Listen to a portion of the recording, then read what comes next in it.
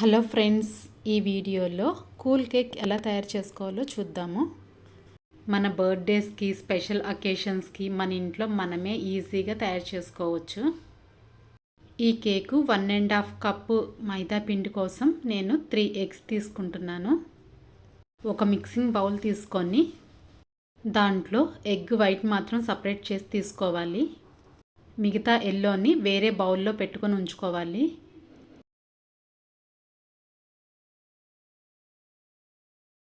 Egg white తీసుకున్న ఈ బౌల్లోకి 1.5 కప్ షుగర్ తీసుకోవాలి. ఇందులోనే 1 స్పూన్ లెమన్ జ్యూస్ తీసుకోవాలి.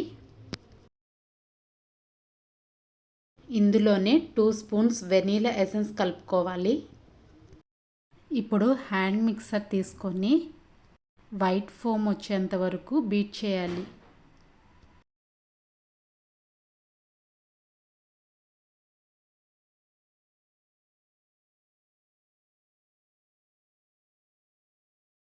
ఇప్పుడు 1.5 కప్ మైదా,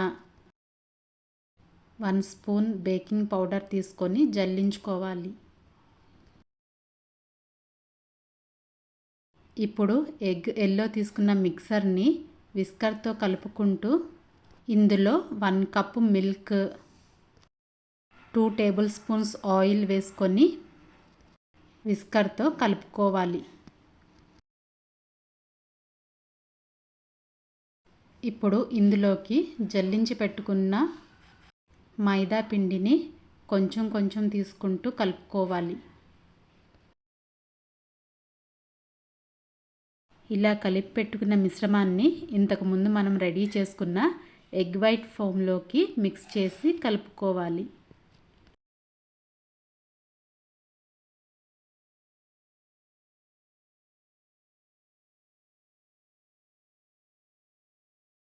ఇప్పుడు కేక్ మౌల్డ్ కానీ ఒక గిన్నె కానీ తీసుకొని అందులో ఆయిల్ కానీ బటర్ కానీ వేసుకొని ఆ గిన్నె మొత్తం స్ప్రెడ్ చేయాలి.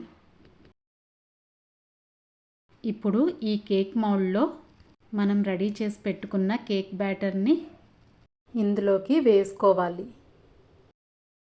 ఈ కేక్ బ్యాటర్ని 2-3 సార్లు ట్యాప్ చేసుకోవాలి.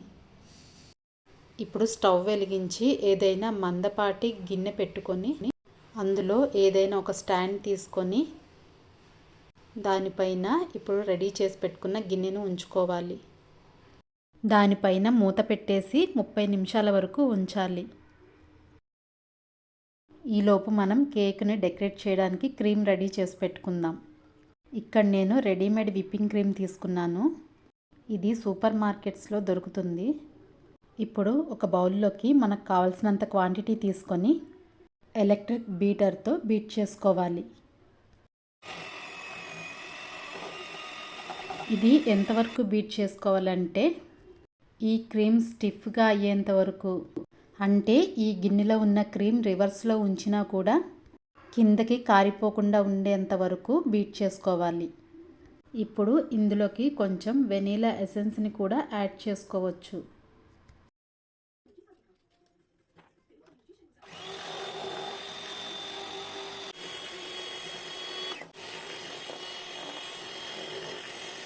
ఇలా ఈ క్రీమ్ ఇంత స్టిఫ్గా అయ్యేంత వరకు బీట్ చేసుకోవాలి.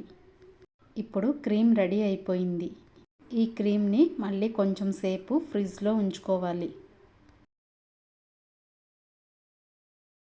30 మినిట్స్ తర్వాత ఈ కేక్ రెడీ అయిందో లేదో చూడడానికి ఒక టూత్ పిక్ని తీసుకొని కేక్లో ఇలా గుచ్చి చూస్తే అంటుకోకుండా ఉంటే కేక్ రెడీ అయిపోయినట్టే. ఇప్పుడు ఈ బౌల్లో అంటుకున్న కేక్ని ఒక నైఫ్ తీసుకొని ఈ కేక్ చుట్టూతా ఇలా చేయండి.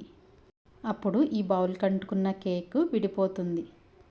ఇప్పుడు ఒక ప్లేట్లోకి ఈ గిన్నెని రివర్స్లో ఉంచి పైన కొంచెం ట్యాప్ చేస్తే ఈ కేక్ విడిపోతుంది.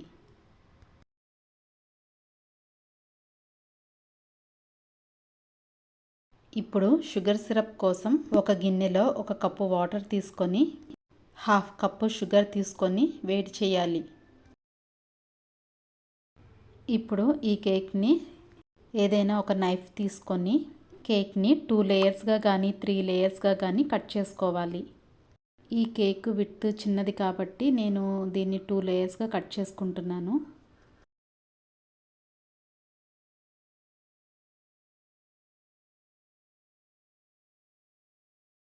ఈ పైన కూడా పల్చగా ఒక చిన్న లేయర్ని తీసేసేయాలి. ఇప్పుడు పైనున్న లేయర్ని పక్కకు తీసేసి కింద లేయర్కి షుగర్ సిరప్ని వేసుకోవాలి. ఈ కేక్ మొత్తాన్ని షుగర్ సిరప్తో స్ప్రెడ్ చేసుకోవాలి. ఇప్పుడు మనం ఇంతకుముందు రెడీ చేసి పెట్టుకున్న క్రీమ్ని ఫ్రిడ్జ్లోంచి తీసి ఈ లేయర్ మొత్తాన్ని ఈవెన్గా స్ప్రెడ్ చేయాలి.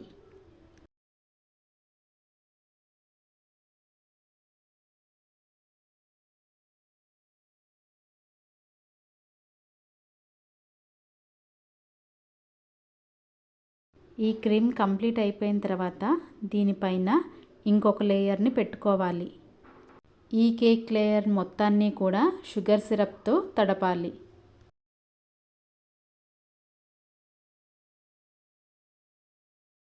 ఈ లేయర్ పైన కూడా క్రీమ్తో మొత్తాన్ని ఈవెన్గా స్ప్రెడ్ చేయాలి.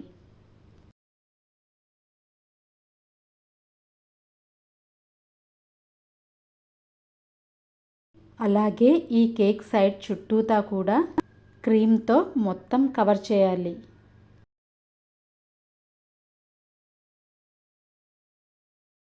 ఇప్పుడు కేక్ డెకరేటింగ్ నాజిల్స్ తీసుకొని ఈ పైపింగ్ బ్యాగ్స్లో మనం రెడీ చేసి పెట్టుకున్న క్రీమ్ని వేసుకొని మనకి నచ్చినట్టుగా డెకరేట్ చేసుకోవాలి. ఇదే క్రీమ్లో మనకు కావాల్సిన కలర్ వేసుకొని మనకు కావాల్సిన డిజైన్స్ కూడా వేసుకోవచ్చు. కేక్ డెకరేషన్ మనకి నచ్చినట్టుగా చేసుకోవచ్చు.